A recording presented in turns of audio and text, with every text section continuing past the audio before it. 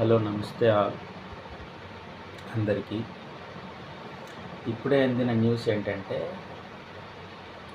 Telangana BJP MLA అయినటువంటి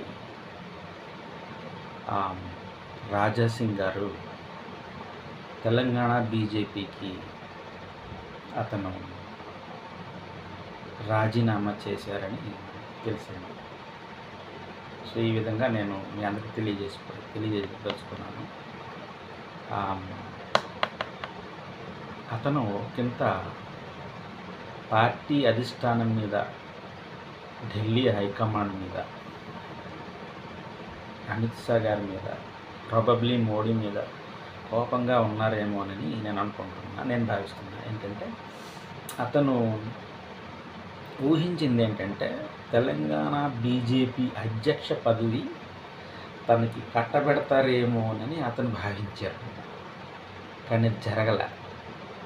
వేరే ఎవరో రామచందర్ అని ఆ వ్యక్తికి కట్టబెట్టారు ఆ పదవి.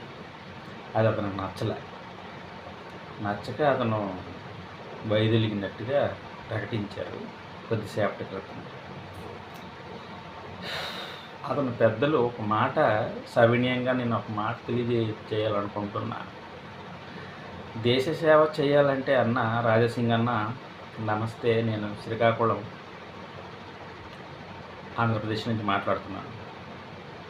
దేశ సేవ చేయాలంటే పార్టీకి అనుగుణంగా కూడా చేయొచ్చండి. నీకు తెలియదేముంది? ఇండిపెండెంట్గా పోటీ చేసి ఎంతమందికి వెళ్ళలేదు చరిత్రలో. బీజేపీ అనుకుంటాం, కానీ ఒక్కోసారి అది సెక్యులరిజం పార్టీ కింద కూడా సన్నాయి నొక్కుతుంది. మీకు తెలిసిన విషయమే. మీలాంటి వాళ్ళకే అది ఒక పార్టీ అధ్యక్ష పదవి కట్టబెట్టడానికి సతమతాయిస్తుంది.